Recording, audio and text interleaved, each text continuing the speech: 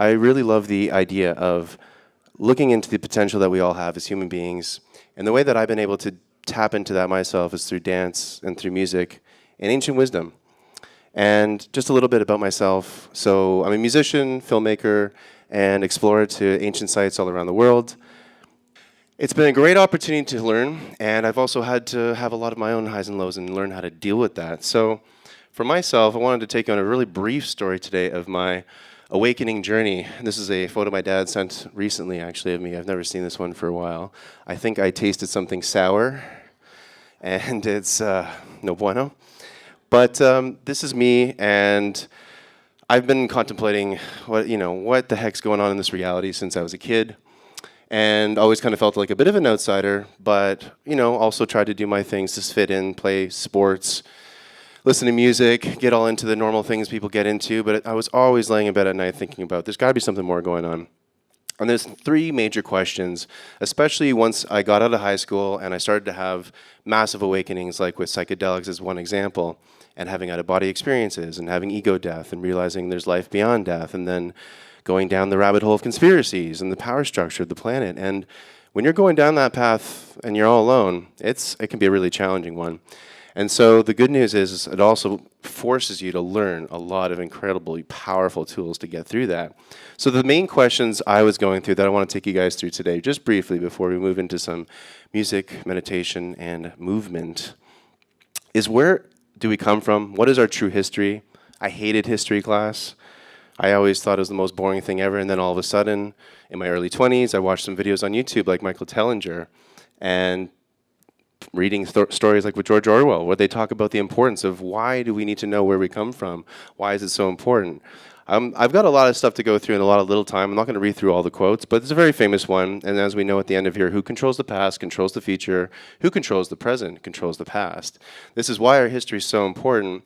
And this is why I started to get obsessed with it, because once I started to go down this rabbit hole, I realized, oh my God, there's so much more to who we are. And the cool part about this is if we can tap into that potential, we realize that we have that same potential, that we can learn from these ancients, and we can incorporate that into our day-to-day lives in practical, pragmatic, superpower, superhuman ways. And that's what we're going to go through briefly today. So the first part that really started to blow my mind was what Debbie Solaris and many others have talked about already this week, is that these myths are way more than just fun stories. Maybe they're actually history, right? You got the story of Troy. I'll just briefly go through. Was once thought myth, now we know. Real place, real location, real history. We've got my favorite place, Egypt, which I'll be taking a group to this September. One of my favorite enigmas is the classic one, the Great Pyramid. Why? There's so many fun things. We've got Tesla emulating it for the Tesla Tower, infinite free energy, extracted from the ionosphere of the Earth. By the way, on equinoxes, we can actually see a shadow that depicts 8 sides, not 4, 8 sides, making the construction exponentially more difficult. The fact of the matter is that the precision that they built this thing to is still more precise than any building we build today.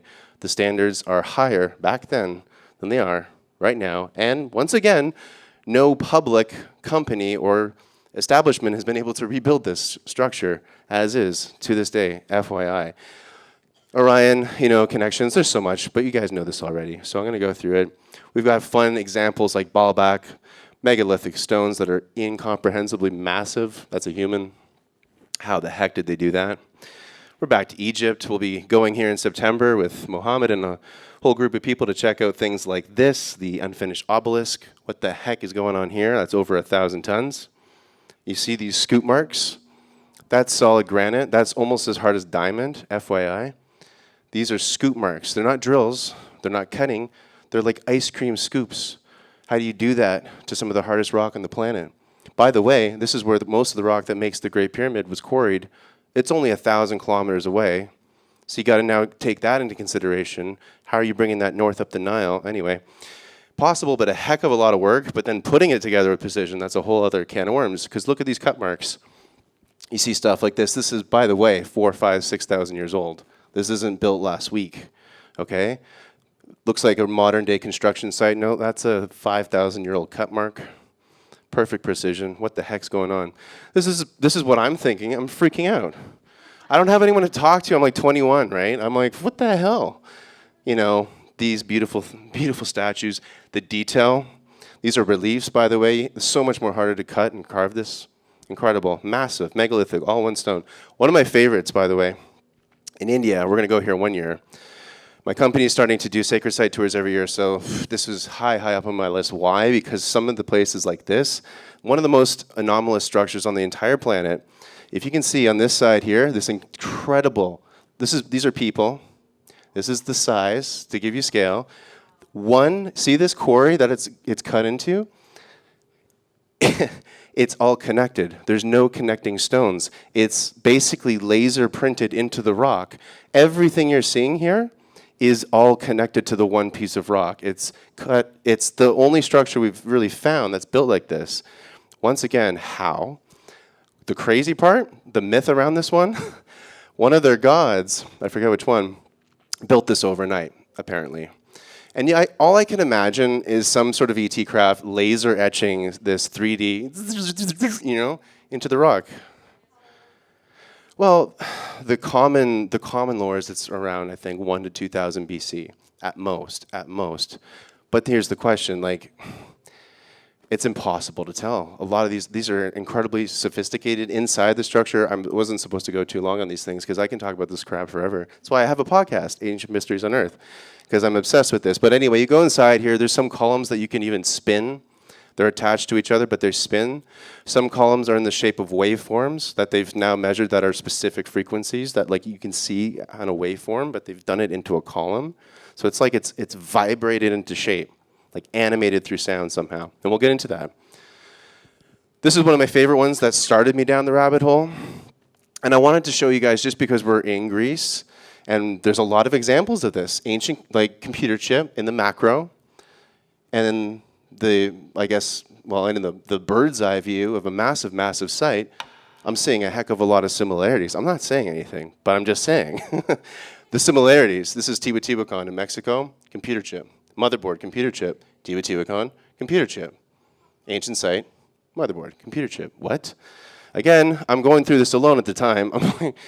I'm going to my parents for dinner. I'm like, how was your day, sweetie? I'm like, well, I'm just contemplating some crazy ass shit. And I don't know who to talk to. This is way back in the day. So again, just more examples. And I wanted to show as much about Greece as I can. Because when we're at the Acropolis, by the way, we'll go into how it was made just briefly. It's a pretty powerful place. And it's another fantastic site to ask the question, how did they quarry the marble? How did they get it all the way up there? Anyway, fun questions to ask. So let's go into limestone quickly. This is what makes up most of the Great Pyramid. Now, limestone is actually compressed from ancient marine life, all compressed together over millions, billions of years. So that's also something to consider. It's just something energetic maybe about that that's interesting. But anyway, the body of the pyramids, it's really the foundation that builds these things, but they're dense, they're stable, they're grounding. By the way, Coral Castle's a very famous site in Florida that's got some interesting properties, all built out of limestone as well, and a lot of properties that come with this. So basically the question that we are asking is there correlation between the materials they're building with, and we're going to go through other things like where, how they're building, and of course, as we know, the answer is yeah, absolutely, it matters what they're building with. Like I said, this granite that's making up the casing of the Great Pyramid, that's quarried 1,000 kilometers south in Aswan. Why are you going to that much trouble? That's a lot of labor, it's a lot of energy. The only reasons you're doing it is, one, it's important, and two, it's kind of easy to do. It's not that difficult. How? I don't know. Levitation, maybe? Who knows? So, granite, this is a really powerful one because it's extremely dense, almost as dense as diamond, right on the most scale of hardness. It also contains some piezoelectric minerals. Piezoelectric, what is that? When you compress crystal, you can create electricity. Most watches still work on that power. On film sets, when they're doing the time code and the audio machines, that's actually powered by crystal, and so on and so forth. Many, many examples of this. So, there are electric properties, energy properties. Marble's a little different, more crystalline. This one's really good with light, with reflection. That's what we'll see when we go to Athens. It's really, really incredible. Maybe this is dealing more with light energy. I don't know. I'm just asking questions. This is amazing. And of course, quartz and crystal is really where things get fascinating. This is where computer chips come from, silicone, right? Storing data, that's what we use crystal to store data. We use crystal as well and quartz to create electricity. Like I said, piezoelectricity. Did the ancients know that? Of course they knew that. What do you think these massive boxes, we'll call them, in Saqqara, these famous ones that people, like they think they're stasis pods, or who knows, I don't know, but they're made from quartz and crystal, and they're storing some kind of information. That's what I feel, at least, but who knows? This is the King's Chamber. We'll get private access there in September, and we get 2 hours inside there, and this is one of the most incredible acoustic chambers on the planet. When I was there in 2019, people had out-of-body experiences and so on and so forth. It's crazy. I'm going to keep going through. There's a lot to digest, so I'm going to motor through this stuff, but it's just wild. These are the epiphanies I'm going on, like sound. How does sound interact with these ancient things? Well, it does. Malta, great examples. 110 hertz, affecting people in very spiritual, psychedelic ways. So yes, these places were ancient resonant chambers. And how did we build them? I'm going to put out there, there's probably many ways, and probably mind-bending ways. One of the more practical ways, sound levitation. Because that's what we can do. These are rocks, and all we do is we find the resonant frequency, and then bzzz, you know, just find that right resonant frequency. When the opera singer sings and she can shatter a crystal glass, that's resonant frequency. That's what we're doing here. That's probably how we built the pyramids. Or maybe we completely metamorphosized and rematerialized and made it into a liquid concrete with some kind of sound technology that melted it, and then we put it into that shape later. I don't know. But this is just to show you this is already being done or remembered, because we clearly knew how to do this. And this is maybe one of the many ways we made these structures. I don't know. I'm asking questions. I'm freaking out. Not anymore, of course, but at the time, I didn't know what to make of all this kind of stuff. I thought this history was so boring. Man, was I pleasantly wrong. Ancient sites in the body, we've already experienced this. We're going to experience it, especially in Delphi. And like I said, the Acropolis in Athens is pretty incredible. And so they knew that. So this is a great example in, where are we here? This is probably the Temple of Man, Luxor, Egypt. When you overlay the human being, that is the exact overlay of the temple itself. The temple is built in the image of the body, but also with respect to all the energy. When you go into all these rooms, they affect all those parts of the body. Makes sense. It makes sense. But they're thinking multidimensionally when they build. Same thing with sacred mathematics. Why is it? They're perfect. To do this, you need machine tooling. Christopher Dunn, great work. He's a master craftsman and understands how to do this. He's like, you need computer. You need a computer. You can't replicate this stuff. It's perfect, symmetrical. And it's 5,000 years old. Sorry, I get excited. Locations are important too. Earth energies. Giza, all these places are built on highly energetic places, and then they use geometry to extract that energy and really work with it. So this is a crazy overview. So of course I'm going down this journey, and then, how do we get this knowledge, right? And then of course I'm not going to spend any time, everyone already knows this, because we had help, right? And we had ancient help. That's the crazy thing that was blowing my mind. It's not just ETs now, it's ETs from all throughout time. And we can see so much evidence.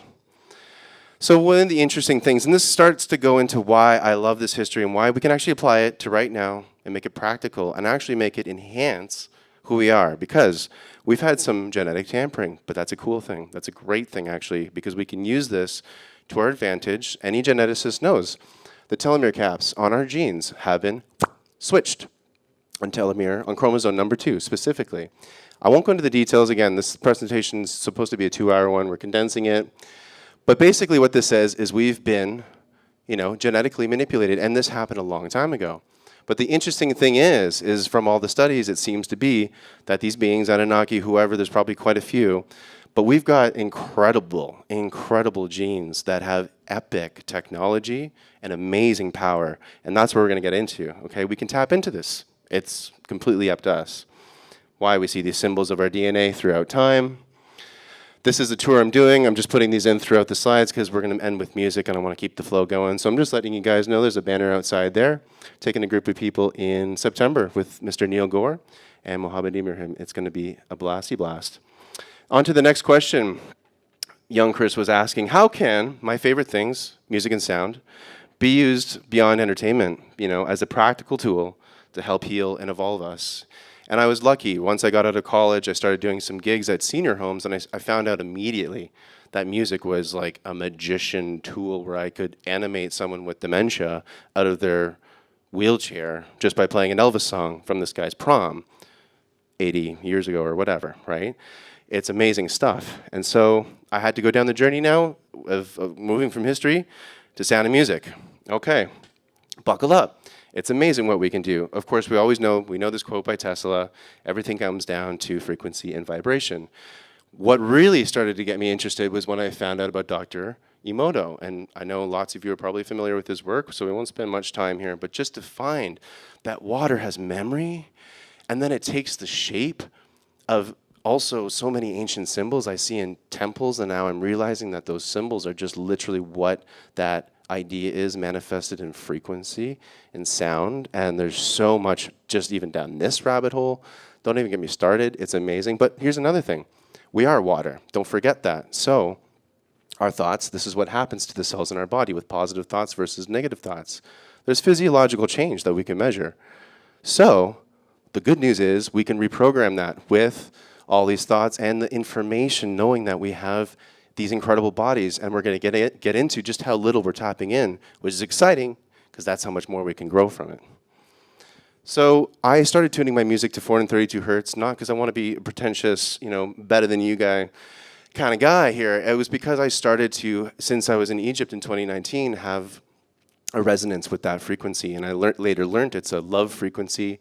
It's found in many, many ancient cultures. And when you vibrate it in water, it's just a little more symmetrical than the counterpart of 440. And again, just think about your cells, the water in your body, your DNA, vibration affecting it. I'm not saying 440 is bad. I have had some of the most amazing experiences of my life listening to beautiful music at 440. As Stephen Halpern said on my podcast recently, beautiful music's beautiful music. And don't ever discredit beautiful music, and I agree with that. However, if we're just talking about augmentation, just making things a little bit, more loving, harmonious, I tune things to 432 so that there's just a bit more symmetry going on in the cells. And I've been doing it for about 9 years, and I've been finding that I just naturally gravitate towards it. I don't know why. But there are some PubMed studies. I won't get into it. It's on my website, and we'll talk about that later. But there's lots of research around this, more and more.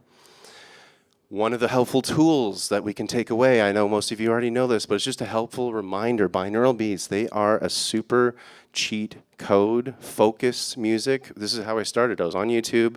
I had really bad attention, ADD, just couldn't get my work done. I type in study, concentration, focus music. I get all this stuff. I start to actually start getting work done. I start to have better focus, and I look into the description. I'm like, what the heck are binaural beats? I don't understand that, but now I know what they are. And I reverse engineered. There wasn't anything online to figure out how to do it, but I reverse engineered the process, luckily, because of my background in music and in film scores and all this stuff. So anyway, what's happening is you get one frequency in this ear, let's say it's 10 hertz. You get a different frequency in this ear, and that's why you need to wear headphones when you're going to do binaural beats. That's you get the maximum benefit. So what happens is you create an interference pattern like that going through the brain. And that interference pattern shifts your brainwave state to the interference pattern frequency. So if it's 10 hertz, and let's say it's 15 hertz, that cancels out to 5 hertz. So if you understand what I'm saying. So you can go and create a whole range of different sounds, but the interference pattern, the that thing, that is the frequency that you shift. And what frequency? Well, there's a range, right? You can go into delta, which is deep sleep frequency, right? And then you can go up to theta, so that's like 3 to 8 hertz roughly. That's more etheric, maybe astral travel, but also more meditative. Alpha is getting more into meditative, slightly more awake, but still maybe laying in bed and hanging out. Beta is where you're getting on with the day, doing things. Gamma is more like athletics, hyper-focus, that kind of experience. And this is, again, super practical. There's free stuff. You can listen to my music, or you can go to other people's stuff online. Just do whatever's best for you. But just know that you got some really amazing tools here, okay? So I did design this specifically for practitioners to be able to access therapeutic music. I've been writing for over 10 years. And just to make it accessible to use in your practice professionally, I just like to let people know that that is also out there. There's a banner and a QR code if you're interested in learning more. Last question for Chris was, I don't even know what grade that was. But Well, how would it feel? Okay, because I started to realize, wow, we've been screwed over in a lot of ways. Let's say ancestrally for thousands of years, we've got currently so much up against this ourselves. Like, what the hell are we gonna do? I'm kind of freaked. I had a solid couple of years of depression trying to figure that one out. But how can we turn this around? How can we use this information and really work it to our advantage? Well, I'm going to go back to the genes for a second. So this is the crazy thing, and this is still going on right now, is the fact that we have dormant DNA. In fact, 98.8% of all of our DNA is offline. I always like to use the analogy. That's basically like having a smartphone and only using it for your contacts app. No camera, no other apps, no ChatGPT, nothing, right? That's like, what? You've got such an incredible machine, you're barely tapping into it. So this is all the stuff that all the speakers are talking about, all the self-help, all the frequency, all the different things that we're talking. This helps this situation change, and we get new things online, new things online, new things online. And as that starts to happen, the DNA starts to wake up, we change, because that's the software programming. This is one of the most amazing things and most exciting things right now that's happening. So our superpowers, let's be real, there's so many more. We're just going to go over some of the fun ones, you know. This is stuff that everyone's been talking about already. We have so much research on these things like remote viewing. The military knows this, obviously. I love following the military research because they don't research things that don't work. If it doesn't work, they don't put money into it. So there's something to it. Intuition, the clear senses. Now I'm going to show you guys a couple of really cool examples of these superpowers that have existed forever and that we're remembering. So this is a great one with self-healing here. Some video footage. Oh yeah, classic. The healing of a 3-inch diameter bladder cancer inside the body of a woman who, by Western medical standards, had been diagnosed inoperable. She had gone, as a last resort, to a medicineless hospital in Beijing, China. It was in this medicineless hospital where they began simply by addressing the life-affirming ways that she could change how she was living her life. They taught her life-affirming ways to breathe and life-affirming ways to nourish her body, gentle movements to stimulate the energy centers in her body. And as she was doing these and strengthening her body, at one point it made sense to undergo a process. Now I'd like to share this. I'd like to describe it to you as a very potent example of how the feeling world inside of our bodies has a direct effect, in this case a very graphic effect, on the world beyond our bodies. So check this out. So in the video documentation, the film shows a woman lying on in a hospital room. She's fully awake, she's fully conscious, she believes in the process that's about to happen. Before her, there is an ultrasound technician who is running an ultrasound wand over her lower abdomen that we can see on a split-screen television. So that's cancer. And on the left-hand side of the screen, they do a snapshot, a freeze frame of an instant in time for reference, so we can see what her condition looked like in that instant in time. On the right-hand side of the screen, we are able to watch real time as 3 practitioners stand behind her, working with the energy in her body and with the feelings in their bodies. And what they do is they begin to chant a word that to them they've agreed upon, that reinforces the feeling within them that she's already healed. The chant essentially says already healed, already done. And as they begin this is real time. To have this feeling, to say these words among themselves, on the computer screen, on the television screen, we can watch in real time this cancerous tumor as it disappears in less than 3 minutes real time. It's not like time-lapse on a documentary where you see a rose unfold in 30 seconds. You get the idea. It normally takes days. Look at that. This literally happens in less than 3 minutes. Her body... So I could go on and on. There's so many. I mean, there's a TED Talk with a high school teacher who found the resonant frequency of leukemia cells and used the frequency, tapped into the resonant frequency of leukemia. Guess what? Gone. Everything else perfectly fine, because it's the only thing resonating with that one frequency is the leukemia. No problem. It's like sniped out of there. Everything else is not nuked like like chemo. It's ridiculous. All right, fire. Anybody? Fire powers? In this scary video, a guy does something not of this world. Chi energy. You have to see this. That's why we do Qigong.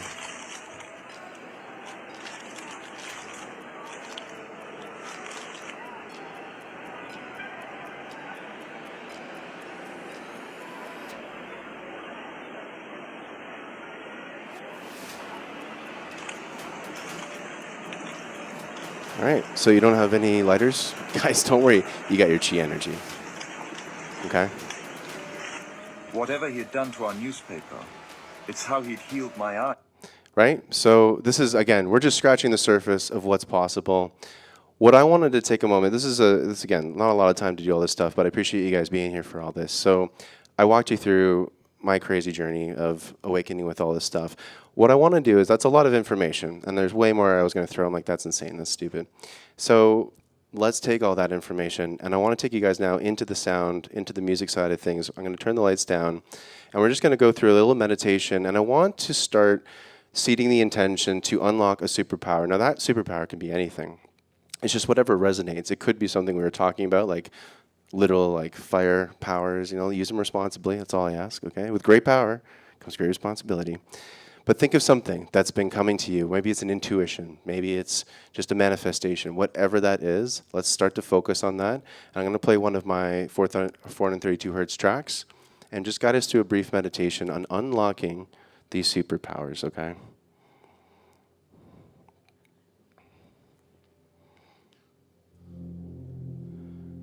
Thank you.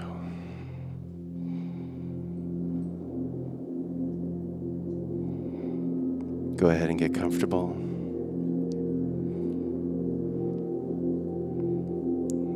When you're ready, you can close your eyes and just take in for a moment where you are. It's been a long day. It's been a lot of information. So let's take a moment to let that integrate. Let it sink in.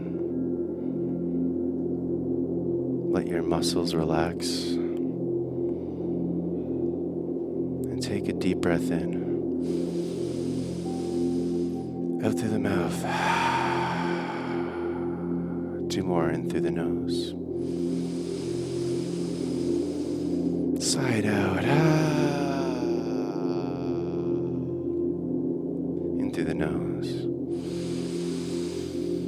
Big sigh.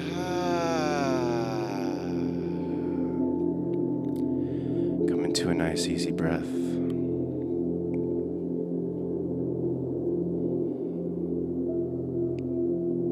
Feel your body. The tension starting to move, dissolve, melt away. And as you're comfortable now, feeling more grounded, connected, you start to imagine the inside of yourself, the universe within your cells, DNA,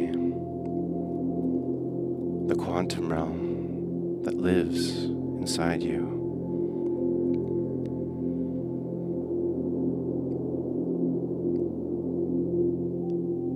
And with that intention you made earlier,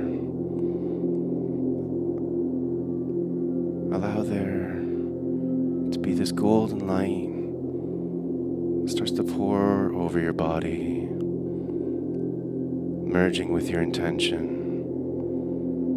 And like a warm bath, coating your body and starting to go inside to your cells, your DNA, the whole universe inside you, lighting up, coming online, from being only 2%. We're now switching up to 5%. And you can feel this golden, loving, radiant light continue to wash over your body. This warm embrace as our DNA, our software, wakes up like a bear coming out of hibernation. 10%.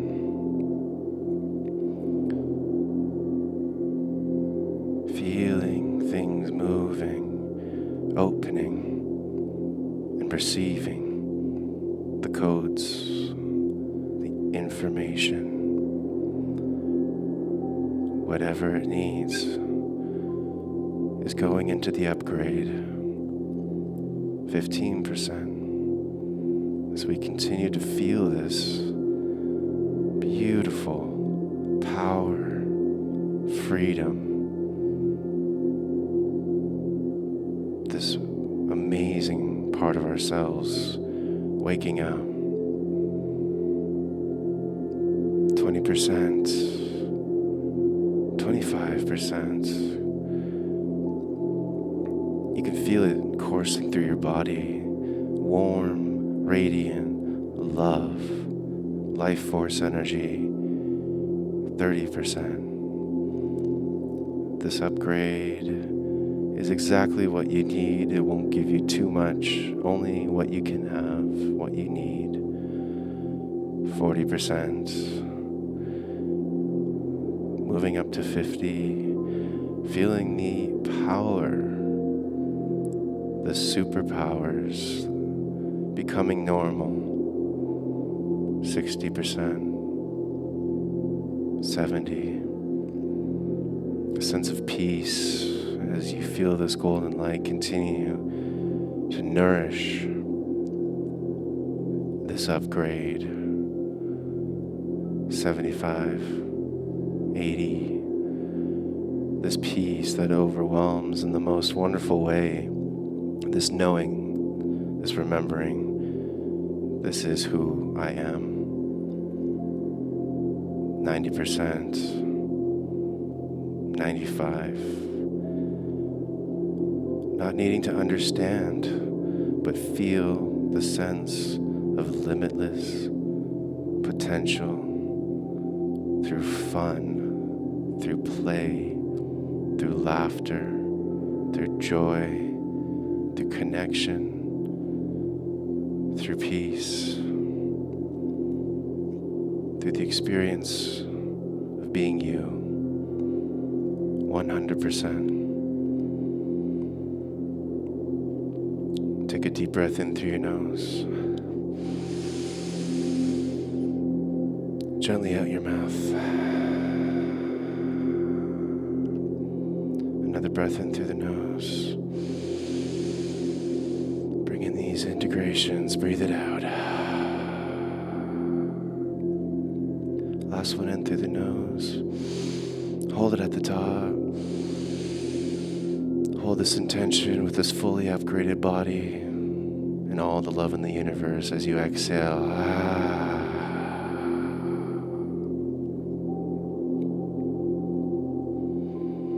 And just taking a moment.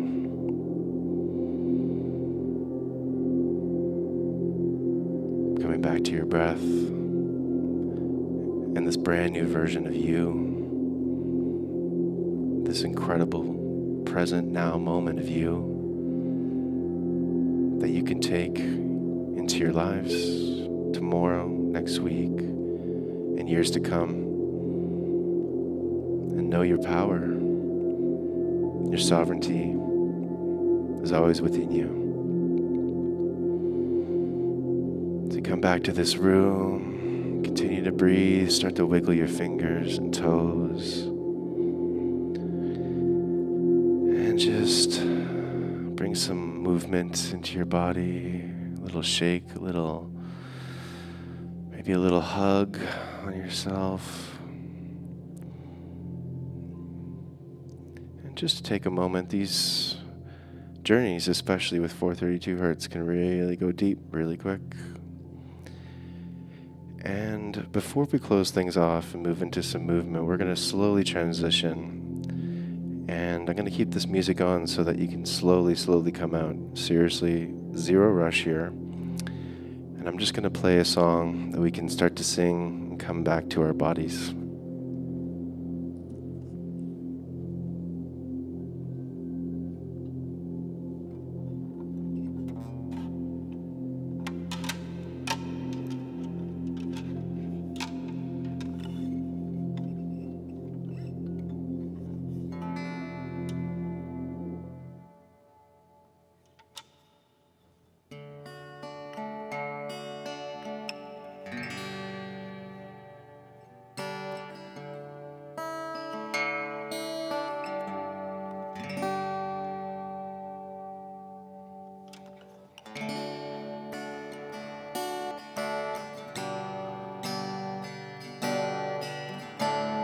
back to your body. Come back to this space.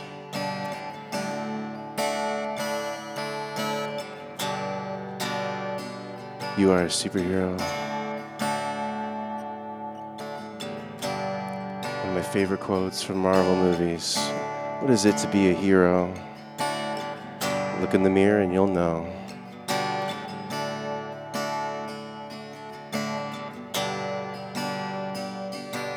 And I am all I need. And I am all I need. And I am all I need. And I am all I need. So that, you know the lyrics. We'll do a little call and response. It's going to go a bit like this. I am all I need, all I need. I am all I need, all I need. And I am all I need. And I am all I need. And I am all I need, and I am all I need, and I am all I need, and I am all I need. Hey, give yourselves a round of applause. There we go. Very beautiful. Well, I appreciate you guys because I know how I usually feel at the end of the day, and I'm usually knackered. So I appreciate you staying on for the intellectual stuff and the music and all the good vibes here. If you want to come talk more about all these things with me, I am always here to do so, and I'm always happy to talk about these things. You can go to anywhere you listen to music and check out my music. You know, I do 432 hertz music of all kinds, so I have electronic dance, groovy stuff that we'll get into in a moment, and also meditation stuff. And yeah, that's about it from me. So thank you all so much. Now, as we close out, you can feel free to, move back to your room if you want to take a nap or anything like that. But there's one song I do want to close with where we can all move together. I'll just guide us through some little somatic movement, because that is the final part. With all this integration, with all this information, movement, whether it's yoga, dance, which is my favorite, or whatever, Tai Chi, Qigong, somatic, embodiment, anything with movement is so important for all this information. So let's do that. Yeah. I wrote this song. It's called Ocean. I think it's appropriate being on the ocean right now. I welcome you to stand up. We're just going to start to stand on our tippy toes right now and just start to wiggle that body.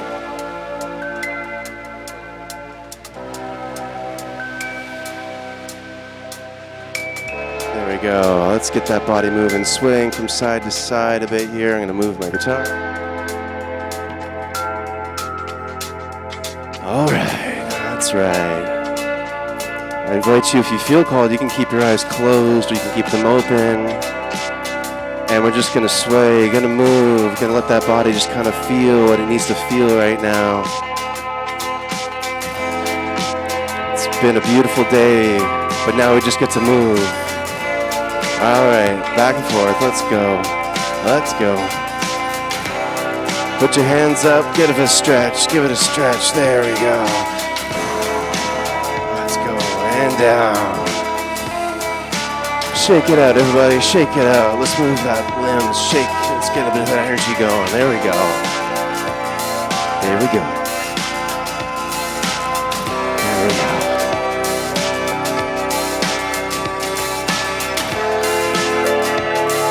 Think about what it took to get you here. How proud of you are you with yourself? Let's give yourself some love right now. You deserve it.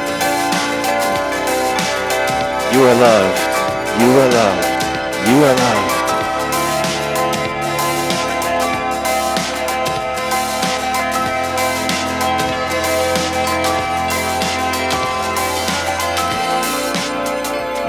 That's right.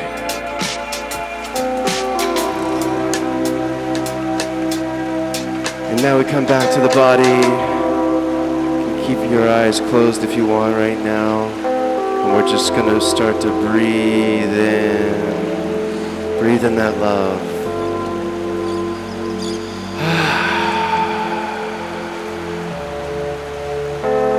Be so proud of yourself. Look where you are. Look who we're with. Let's feel that love.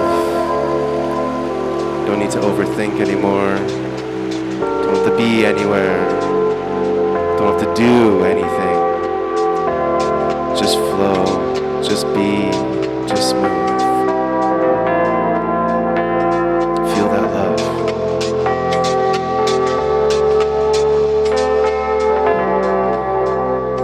And get ready to move again. Here we go.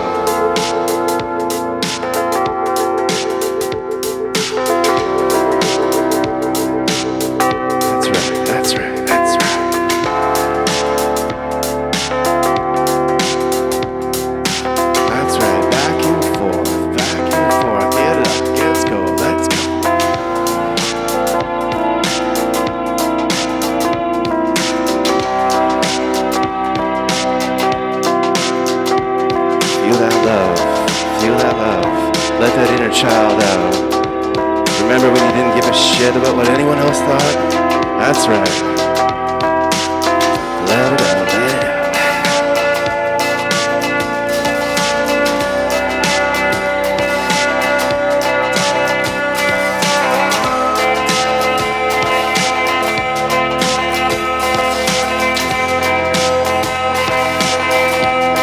That's right.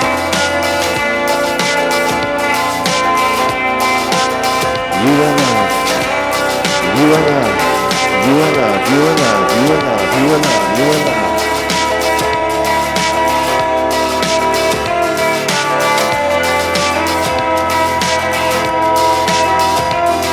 Feel it. Feel it. Feel it. Feel it. Feel it. Feel it. Feel it. Feel it. Feel it. Feel it. Feel that joy.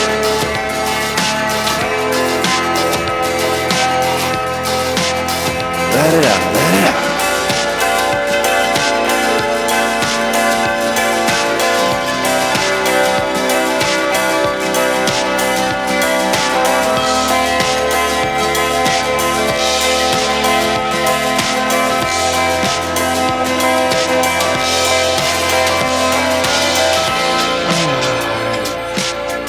Big breath in. Hold it. Let it out. And just feel.